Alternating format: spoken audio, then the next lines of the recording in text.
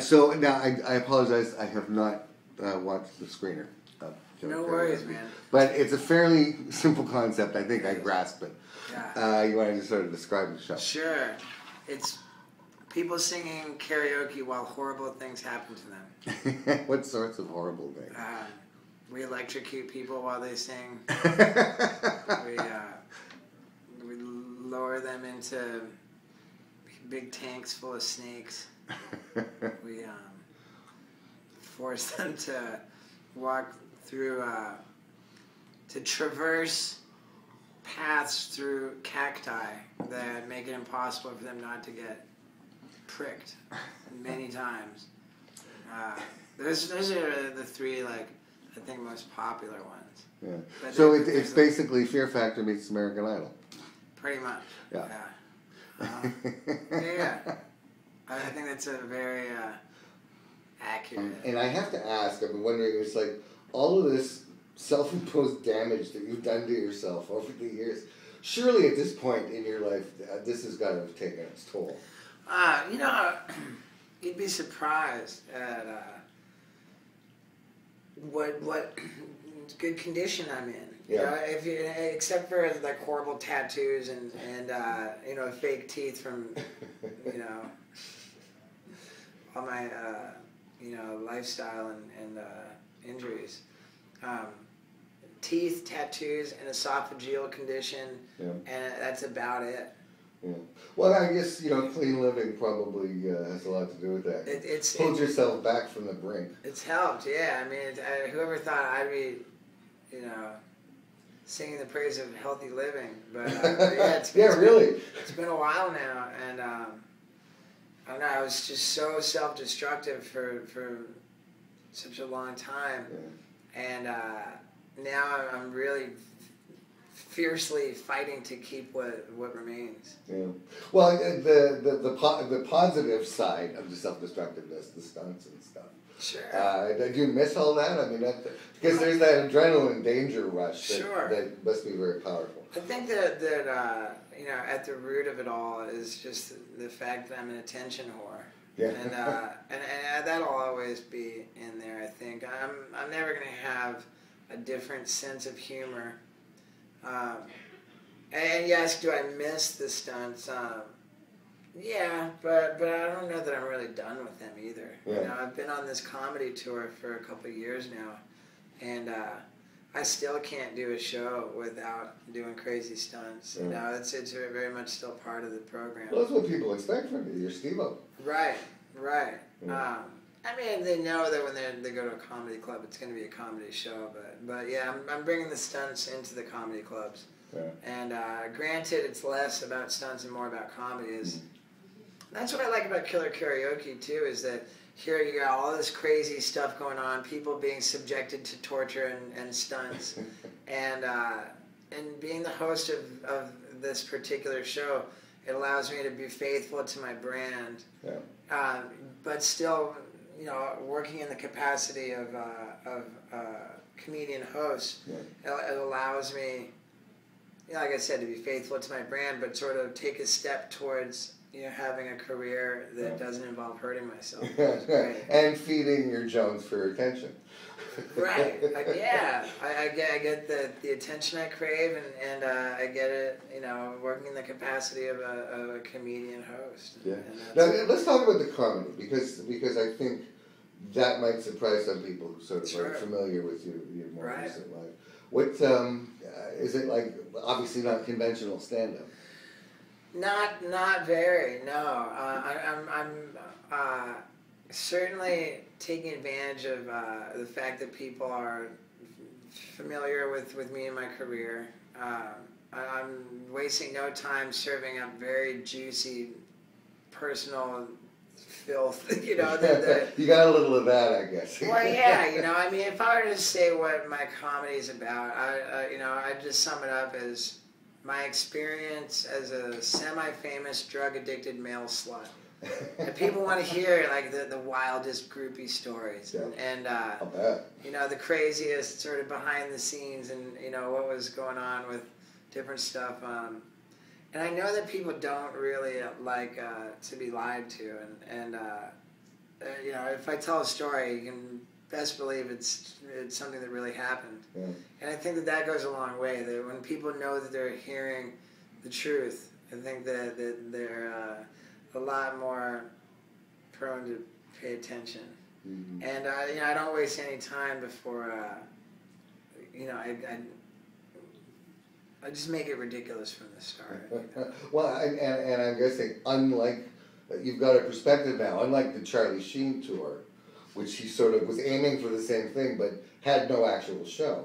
Right. You got a perspective now that you can talk about this stuff with some perspective. Yeah, I never saw Charlie Sheen's tour. I did. It was horrible. Okay.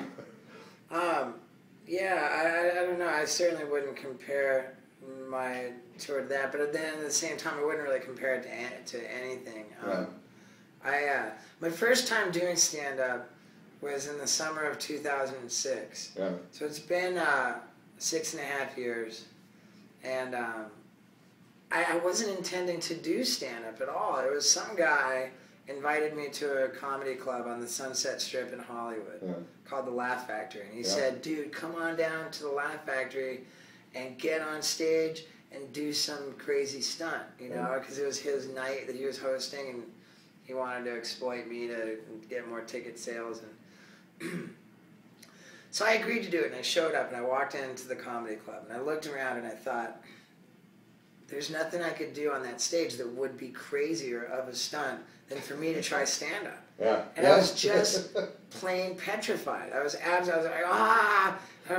gonna do it, you know. And I just like, I was. Well, for you to be scared of something. Right. It was like a stunt, you know. It's interesting because, you know, here I'm not, you know, it was a stunt, and so I had a while to sort of sit around and wait for my turn to get on stage, and I used that time thinking of different things that I might say to try and get laughs. I think the first thing I came up with was something that I still say today. When you know, I say, "God, I'm in the mood for a blowjob. Does anybody want one?" And you know, it's just kind of, you know, ridiculous. But the first time I got on that stage and did the stand-up, I was only on for a few minutes, but I got some real laughs. And I was beside myself when I got off the stage. People were really entertained. They were rooting for me. I couldn't believe what had just happened. I didn't hurt myself. I didn't degrade myself. Shoved nothing up my butt. You know, and it was amazing, man. Before I even left the comedy club that night, I had already scheduled my return. And I came back with a bunch of stuff prepared, and it's a pisser because I wrote up this whole act to come back. You know, it turned out to be like 10 minutes, and it all really, like, all the jokes got laughs. Like, I couldn't even believe how well it went. But at that time, back in 2006, I felt that my integrity required me to never repeat the same joke twice. I had to do something different every time I went. Boy, that's a material suck, Jesus. Right, and so that's what I did. Like, I came back again for the third time, and this time, like, I've got this. I just felt like overconfident, you know. And I went back without really material prepared. Got on stage with just no plan, thinking I'll just be funny, and I bombed. And it was the worst. It was just the worst experience, and I bombed a couple times, and then I went away from it, and of course I had my own struggles, you know, that I had to sort of go through, and it was a while, you know, a while before I got back to the comedy. Well, we're filming Jackass 3D. I was clean and sober. At that point, I had no interest in spending time in bars or nightclubs, you know, like. But a comedy club, I have a reason to be there, you know, and I would go to comedy clubs a lot. And the more I was sitting in the comedy clubs, you know, I was like, man, I should be doing it. And as we filmed Jackass 3D, anticipating its release, I felt like there's going to be a lot of people asking me to go do appearances in nightclubs and stuff. And I just don't have any reason to do that. But I felt like when this movie comes out, like, I should be doing comedy. Sure.